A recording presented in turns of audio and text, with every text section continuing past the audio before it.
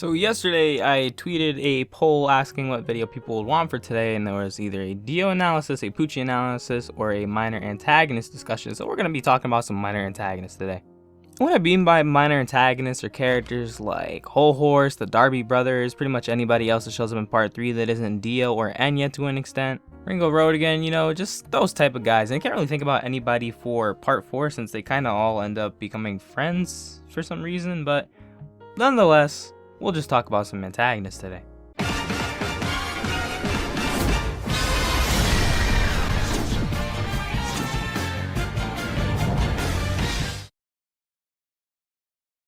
So like I mentioned literally a couple seconds ago before the intro rolled in, I think that Whole Horse and Ringo Road again are, pretty good examples of this type of character, since that's pretty much what they are.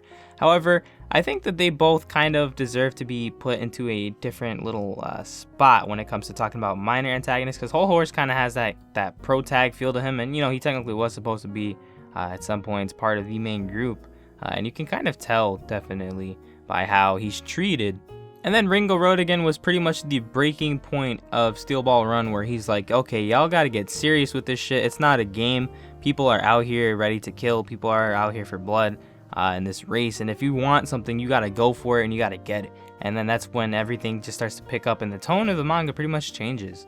So I think those two characters deserve to be kind of in their own little spot of like, I don't know. I mean, Whole Horse fits antagonist, like pro tag type role, while Ringo is pretty much just like the icebreaker or the catalyst character. So I think those guys should be on the side. Now, some antagonists that I actually really personally like myself include both of the Darby brothers, Daniel and Talents. So these guys have really cool gimmicks with their stands, being Atum and Osiris, so they're based off of Egyptian gods. And I think that this little bit of gambling for both of them is really cool actually, because Osiris, which is Daniel Darby, or I think he's the younger one, his stand is like, hey, we can place bets and I'll bet your soul. And he literally takes away like damn near everybody's souls except for I think Polnareff was the only one that he didn't take the soul of. Like Jotaro like even goes and bets like Kakuin and everybody else's souls, and he was just bluffing too. Jotaro didn't even know if he was gonna win or not, but his determination was so strong that he cracked Darby, and like that's probably one of the reasons why I like him a lot as a minor antagonist. It's just his little section was like so sick, and it was so different from the rest of JoJo up to that point. Like it was a really different mind game revolving like battle. Like there wasn't anything about sitting down and punching dudes super hard or anything like that, because it's like, oh yeah, you probably could beat me up, but like I'll just take everybody's souls and you'll all be dead. And then you have the other Darby with Atem, but he's also able to steal souls, but his gimmick is that, you gotta play him in a game, and he steals people's souls, and he can also read minds, so he can tell if you're cheating or not.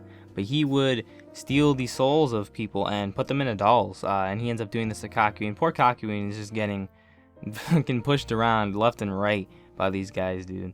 So it sets up for a really interesting scene where Kakuin is trying to, play games with this guy, and then he ends up losing because unfortunately Mr. Darby over here can read minds, and then they end up outplaying him by Jotaro holding the controller and acting like he's playing, but Jotaro's not good at video games, so they had Joseph, who was the guy that was like, dude, how are you not good at video games? Because he's an old guy, right? He uses his stand, Hermit Purple, to actually control the controller, and Darby doesn't notice this, and then they win. And then he gets punched and they do the order thing, and that scene is just like super amazing, and I think it really distinguishes these guys as minor antagonists. Another guy that I consider pretty like up there in terms of being a minor antagonist would be Vanilla Ice, although he's kind of like the right hand man to Dio in this part, and he shows up and he fucks everything up because this dude is just strong as hell, man. Like seriously, Vanilla Ice is really cool. His stand ability is awesome. It's super powerful. It has flaws, but it's super strong.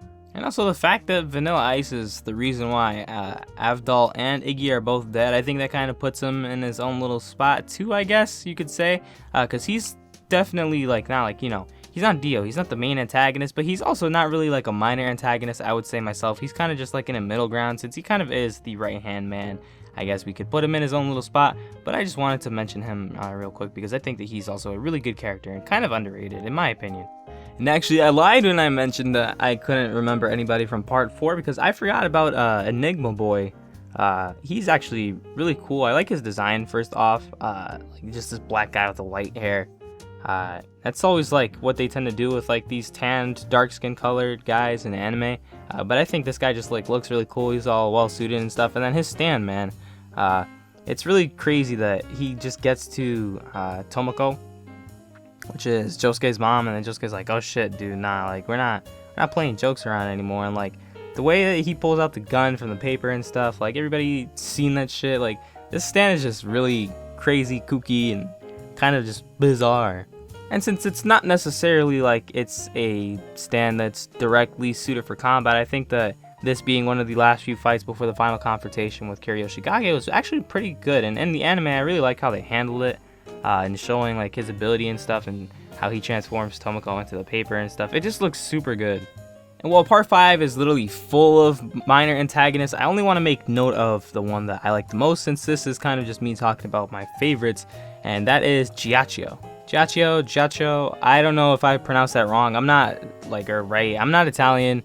I can kind of understand a bit of Italian because it's similar to Spanish, but I can't pronounce everything right. Somebody will correct me. But this dude is literally just a super angry, pissed off Italian guy. But then he's got this like Frozone ass looking suit and shit, right? And he's able to surround himself with his stand, and he gets this like super impenetrable ice armor, and he's also able to skate with it since it has skates, and he's able to catch up to a car that's running at like 80 miles per hour or some shit. And the only real downside of his stand suit is the fact that he has a giant like hole in the back of his neck, because that's like his little air breathing hole, but he is able to like freeze the air around it and seal it if need be. And that's pretty much the only flaw, because other than that, he can freeze damn near anything else that he touches or anything that's around him, like ridiculously fast. It's actually ridiculously crazy. We're saying ridiculous a lot, but that's pretty much just what Giacchio is. He's just this ridiculous dude with a super overpowered stand ability, and he's just extremely mad. And I know I try to do part 6 justice. I can't really hear when we're talking about minor antagonists, but I will mention Donatello Versace. Mr. Dio Boy over here, and he's got Underworld, and his stand doesn't really attack anything, but as long as he's able to excavate in the ground, and he's able to dig up something in the ground, he's able to pull out the memories of anything that happened on that ground. So since they're in Florida, he was able to hit the ground, and he's able to bring out the memories of a plane crash, which is one of the things that happens when he's fighting Jolene. So it's not really like an attacking ability, but the things that you can do just by bringing up memories to some people and the traumatizing situations you can put some people in, it's actually really crazy. So I think that he deserves a little bit of recognition for that. Part 7 has a lot of cool characters, and I mentioned Ringo Rodigan just a little bit ago because I think that Ringo Rodigan is just one of like the greatest characters in all of JoJo. But another really cool minor antagonist that I personally enjoyed was Blackmore with his stand Catch the Rainbow. Because it pretty much like suits up over him. He gets this like really cool looking ski mask with the rainbows on it, and it's just really cool seeing this guy with like an umbrella and shit, and kind of just like Mary Poppins around town, just jumping on top of raindrops and being able to hold himself on it and walk in the air. And then he's able to solidify these things and, you know, make blades out of them and throw them at people and shoot them as bullets. Like, it's really damn cool that he's able to just use rain to his advantage, which also brings up the fact that he can only use his stand within rain, but the fact that it's super overpowered when it's in here is just kind of deadly, and it's why one of the reasons I think a while ago, I can't remember if I ever made the video, and I probably will end up doing it now since I'm remembering, but if you were to pair this up like with the stand to like weather report, then it would be pretty damn deadly, since you would always have the effects of being able to use it, since you could always cause rain with weather report around. And JoJo's has some really cool stands, but I want to make note of Ozone Baby, which is the stand from the newest couple of chapters, and I'm not really going to talk too much about it, just to avoid JoJo's spoilers for anybody that's reading. By the way, catch up. We're not going to get a new chapter until like July, because it's on hiatus, unfortunately, but please catch up. It's really good right now. And when you catch up, just understand that Ozone Baby is a really damn strong stand. And poor Tom, being the stand user, is a pretty cool minor antagonist, although it's kind of weird to call him minor because of how the way things are going. You could kind of say he's like a major antagonist right now, and how You know, things are being handled, but he's moving the plot forward, which is why I wanted to make note of him here, because he's making a lot of stuff happen, and it's really cool. So with that being said, which of most of these minor antagonists, you can bring up pretty much anybody that they ever fought against as a minor antagonist that isn't, you know, the main part villain. Just bring any of them up in the comments. Let me know which one is your favorite. If you were to ask me my favorites, I'll pick, you know, Giacchio and Ringo Road again. Those guys will be my 2 favorites. And then Whole Horse is up there because Whole Horse is really cool. So with that being said, thank you guys for watching, and I'll see you guys next time. Peace.